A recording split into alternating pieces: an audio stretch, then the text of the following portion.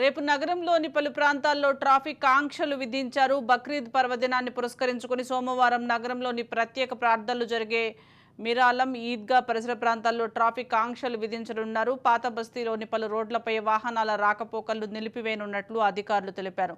ఉదయం 8 గంటల నుంచి 11:30 గంటల వరకు మీరాలం ఈద్గా ప్రాంతంలో వాహనాలను వేరే మార్గాలకు మళ్లిస్తున్నట్లుగా వెల్లడించారు. ఈద్గాకు ప్రార్థనల కోసం వచ్చే వారిని మాత్రమే అనుమతించనున్నట్లు వివరించారు.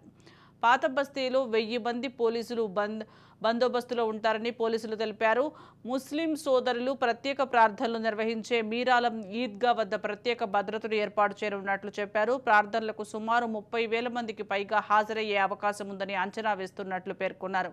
మరోవైపు ఇప్పటికే బక్రీద్ కోసం అన్ని శాఖల అధికారులు, మత పెద్దలతో హైదరాబాద్ సిపి కొత్తకోట శ్రీనివాసరెడ్డి సమావేశం నిర్వహించారు.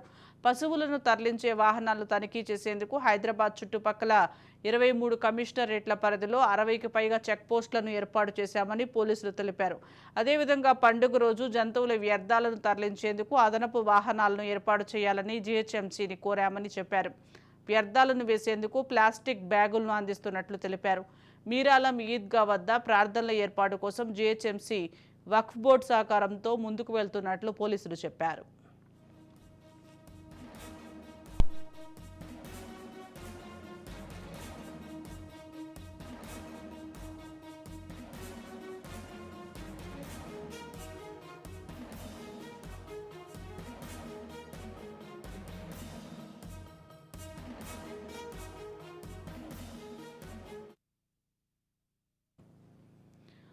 హైదరాబాద్లో పలు చోట్ల ట్రాఫిక్ ఆంక్షలు విధించనున్నట్లు పోలీసులు తెలిపారు. పాత బస్తీలోని పలు రోడ్లపై వాహనాల రాకపోకలు నిలిపివేయనున్నట్లు చెప్పారు. ఉదయం 8 గంటల నుంచి 11:30 గంటల వరకు మీరాలం ఈద్గా ప్రాంతంలో వాహనాలను వేరే మార్గాలకు మళ్లించనున్నట్లు వివరించారు.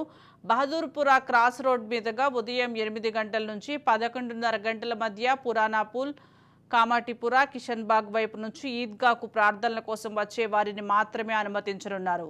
ఇందుకోసం జూ పార్క్, మసీద్ అల్హాహో అక్బర్ ఎదురుగా వారి వాహనాలు పార్కింగ్కు ఏర్పాట్లు చేశారు. అన్ని శాఖల అధికారులతో సమన్వయం చేసుకుని బక్రీద్ పర్వదినాన్ని ప్రశాంతంగా నిర్వహించుకునేందుకు ఏర్పాట్లు చేస్తున్నట్లు హైదరాబాద్ సిపి కొత్తకోట శ్రీనివాసరెడ్డి తెలిపారు. ఎవరూ కూడా చట్టాన్ని తమ చేతుల్లోకి తీసుకోవద్దని ఆయన పేర్కొన్నారు. మరోవైపు పండుగ నేపథ్యంలో హైదరాబాద్ పాత బస్తీలో పలు మార్కెట్లలో గొర్రెల అమ్మకాలు జోరుగా సాగుతున్నాయి. కొనుగోలుదారులతో మార్కెట్లు కిటకిటలాడుతున్నాయి.